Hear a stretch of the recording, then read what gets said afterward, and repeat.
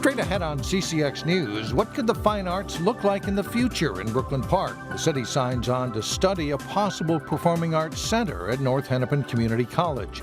Plus, a Robbinsdale group gears up to tighten tobacco rules for young people. It's not really about removing a right, it's about just helping kids make a better choice.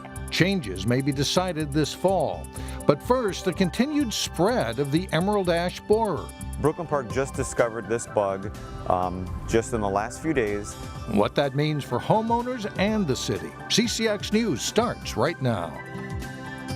Hello everyone, it is a first that comes as little surprise. The first case of emerald ash borer has been found in Brooklyn Park. So what does this mean now?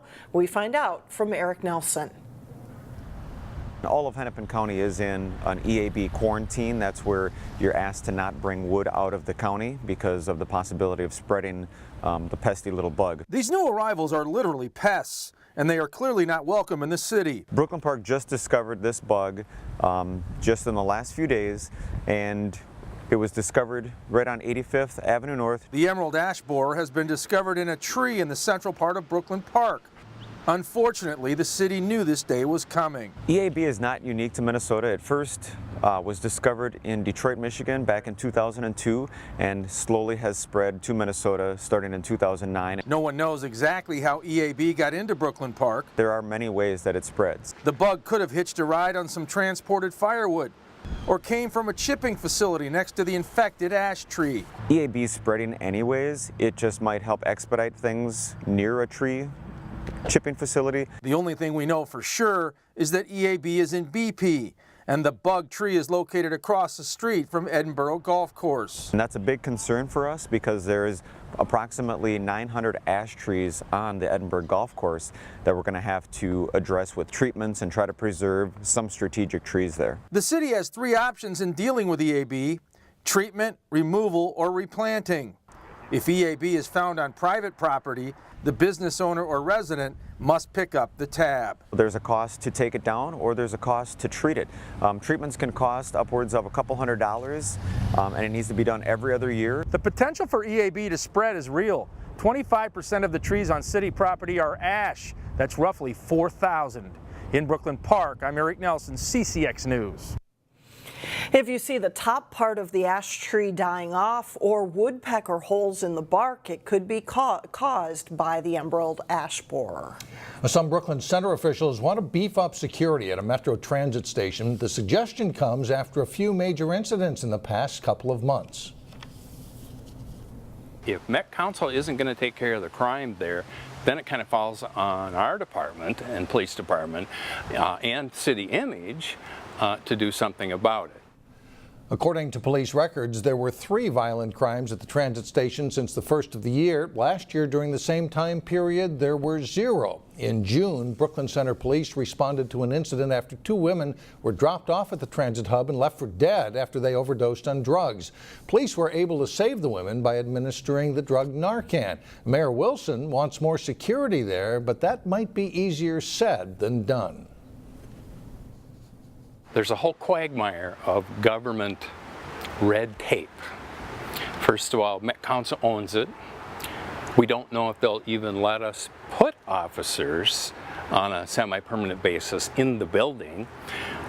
Third is 3 or 4 officers means 3 or 4% increase in property taxes. Currently, Brooklyn Center Police have a 4-person crime unit assigned to the area.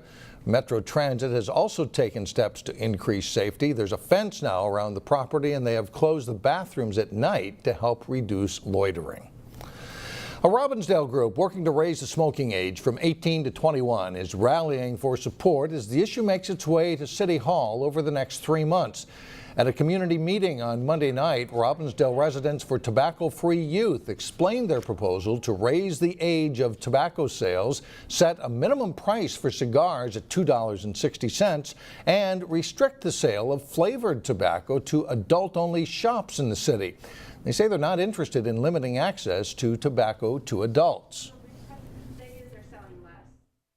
It's not really about removing a right, it's about just helping kids make a better choice, and just, you know, we raised the the alcohol age from 18 to 21, and that's shown, you know, reduced number in deaths, more conservative alcohol consumption, things like that. So it's the exact same thing. We're not trying to say you can't do anything, we're just saying wait a little bit so you can make a better decision on the product, you know, and you're more of an adult to do that. Richardson says she's optimistic ordinance changes will be made. A public hearing is expected on September 26, followed by a possible vote in early November. Brooklyn Park and North Hennepin Community College are moving a step closer to the possibility of a fine and performing arts education center opening along 85th Avenue. North Hennepin currently owns this land near the Brooklyn Park Library and right along the future light rail line. The land could be the home of a new $55 million project for a fine arts and performing arts education center. This week, Brooklyn Park's Economic Development Authority unanimously approved contributing $30,000 to a feasibility study that would look at how the project would be paid for and how a public partnership would work between the city, county, and different school institutions that are interested in seeing an arts center open. It's not just about the community and the performances that we'll be able to afford to the city of Brooklyn Park, but it's also about the educational programming and the expansion of potential, I would say, you know, graduates who are going to go out and work in the field of arts. North Hennepin's current Fine Arts Center is one of the oldest buildings on campus. Metropolitan State University and the Osseo School District are also partnering on this project. A new engineering facility is expected to bring 225 new high-tech jobs to Plymouth. Banner Engineering is adding a building to accelerate new product development to meet the increased demand for smart sensor technology in factories. Those sensors can help factories monitor operations remotely and even predict maintenance for machines. The new addition will include labs, training space, and new office space. The company says their research and development and manufacturing employment has grown by nearly 50% since 2012. Two brothers who run a high-end custom car and motorcycle building business get a green light from Osseo's Planning Commission. The idea is to move their business to a vacant building on Central Avenue. The building will be renovated, but they plan to preserve the historic look to complement the vintage cars that they build. Last weekend, members of the Osseo Planning Commission got a look at Union Speed and Style's current location in Monticello. At a public hearing, a couple people said it's worth waiting for another business that might draw more people, but members of the Planning Commission were impressed with the proposal. I don't look at them as anyone that's another auto mechanics place or another auto shop within the main street of Osseo. I look at them as artists doing a really specific type of work that I think is probably is intriguing and interesting. The proposal will now go to the full Osseo City Council. Still ahead on CCX News, with school just about to start, the importance of getting kids into a routine. Plus, Park Center has plenty of new faces in the lineup this fall after a conference championship season in boys soccer. But first, a really nice midweek cooler and plenty of sun. Your AccuWeather forecast is up next. In health news, the state health department is making a new push at the state fair, urging Minnesotans to get vaccinated. This comes after 79 people came down with the measles this year, in the largest outbreak since 1990. Health officials say a big reason was the low vaccination rate among Somali immigrants. At the state fair, officials will stress that getting vaccinated will help protect people who can't be vaccinated. Well, the end of the summer is almost here, and that, of course, means the start of a new school year. In Health Check, Delane Cleveland has some tips for parents and how to get kids back into a healthy routine. It may be summer, but these preschoolers enrolled at Little Newton's Early Education Center in Plymouth are hard at work. Can we we count in Spanish? Staff members say that one reason for their success and good behavior is that they're on a daily routine. So they're used to getting up at the same time, being here at the same time every day. As September draws closer, most Minnesota students will head back to school, and experts here say parents should be thinking ahead. Don't wait till the last minute to start to transition your children back into the recommended sleep hours. It can be difficult for children who've spent the whole summer sleeping in to adjust. So parents are encouraged to move their kids' bedtime up 10 or 15 minutes each night to make it easier once school starts. Failure to do so could have some unfortunate consequences. They're crabby, tired, they don't have enough concentration or as much concentration as they normally would. Getting kids on a routine can also allow them time in the morning to eat breakfast. So that they're not super rushed to get out the door, but that you have time so that they can sit down and eat breakfast and have that important brain food. Speaking of brain food, experts say parents should get on a routine regarding their kids' lunches. I pack their lunches the night before so that everything is prepped so that morning time doesn't feel so chaotic. And last but not least, no matter how busy parents get with back to school, time should always be set aside for exercise. It's one of those things I think it's put on the back burner a lot. There's a lot of simple things that we can do. Ultimately, these tips can help kids start the school year in a healthy way. A healthy learning environment as well as just success in school in general. In Plymouth, Delane Cleveland, CCX News. Coming up next, summer may be slipping away, but there is still time for the front porch. We'll explain. But first, the Hopkins football team is looking forward to some new opponents after struggling against the state's premier teams. John Jacobson is in next.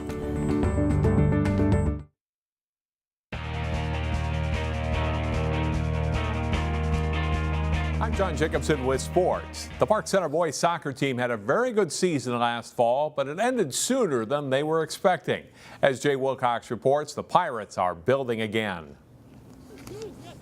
Park Center is the defending Northwest Suburban Conference champion in boys soccer, but they graduated a lot from last year's team. Still, it's been a good start to practices for this season. The team's looking really good, actually. It's a lot different than last year. Last year we had so many graduating seniors that it feels like we have a shortened amount of kids. But we've really done a good job, or the program has, of growing well, so we have enough kids to sufficiently take the place of other students. Better than expected so far. You know, again, every year we seem to get a few kids that we didn't even know existed come new to the program, whether they're sophomores or seniors. We're fortunate to have a few new kids again this year that will definitely contribute. Talented forwards Justin Knacklin and Austin Peters lead the returners, and some newcomers have flashed good skills. The Pirates graduated most of their back line, including the goalkeeper, so how the D comes together will be a key. After winning the conference last fall, the Pirates joined the other top seeds in falling early in a wild Section 5AA tournament. They'll aim high again, but with an emphasis on the postseason. Yeah, our expectation is like high every year, and like we expect like to do better, but we got to work hard.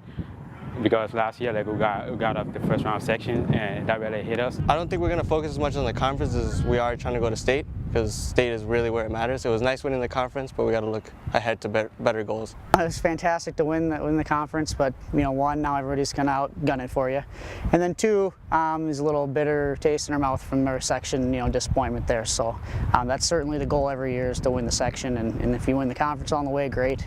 It may take some time to mesh, but the Pirates should be pretty good by season's end. Jay Wilcox, CCX Sports.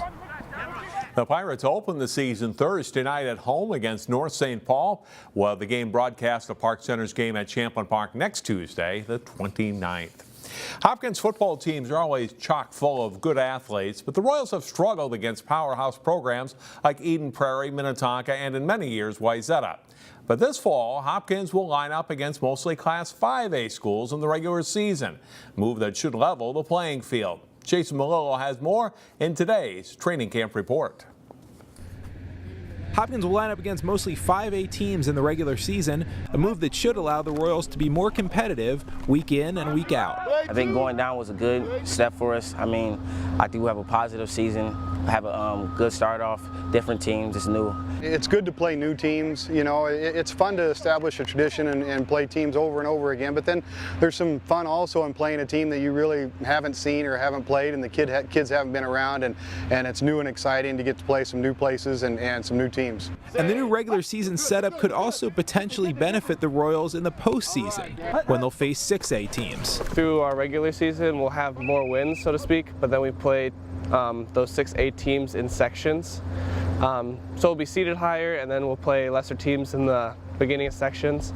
Hopkins is working to fill a lot of holes this preseason, and that's creating a vibrant and exciting environment at practice. The kids all come, and they know they don't have a starter, former starter ahead of them, and I think our competition between positions has been really good this year, and I think kids, that's helped us work harder and become better, so it's kind of neat to see.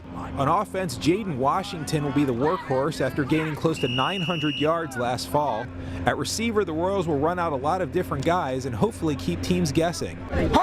The starting quarterback spot is still up for grabs, with Connor Fitzgerald and James Klecker fighting it out. Connor Fitzgerald's our senior, and he's very smart and very poised out there. Does a really good job with his reads and understanding the offense, and he's a good athlete. And then James Klecker is our junior quarterback, and he's just a really, really good, solid athlete. He can run, and he's big and strong, and he has a little bit of work to do on his reads, but it's a real good competition. It's fun. It's them competing on a spot makes everybody else compete. It's no slacking. Nobody's giving a position. Everybody has to earn the spot, so it's great for quarterbacks having to be able to fight for a position. On defense, the Royals are aiming to fly around and constantly put pressure on opposing offenses. We definitely play really quick, so our defense is set up to kind of put pressure on the quarterback, and hopefully if he has too much pressure on him, makes mistakes, and then our corners and safeties can capitalize on those mistakes and hopefully get a defensive touchdown. Here's the tail of the tape for Hopkins. This is John Den Hartog's 14th year at the helm.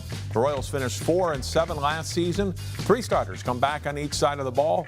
Their first game is against Apple Valley on Thursday, August 31st. Those season openers are coming soon. Alex and Mike, back to you. They sure are. Thanks, John, and we'll be right back. And finally, it is a moment without distractions from computers or cell phone screens. Oh, it's like stepping back in time to hear a story from the front porch. About 60 listeners, young and old, joined Sherry Bennett on the front porch of the Item Homestead in Brooklyn Park to relax and enjoy a couple stories. Said Allison, just think the kids go there every day. And now we know why, said Gassy Jack. Yep, said Stanley, they go there to eat and run. Yep, agreed the others. Eat and run, that's what the kids do in school. Well, if you didn't catch today's reading, there is one more story time scheduled. This one's a little different, though. It's 7 p.m., 7 o'clock at night next Tuesday, when you're encouraged to actually wear your pajamas to story time. That'll do it for now. Thanks so much for joining us, everyone. We will see you back here again on Wednesday, starting at 4 o'clock.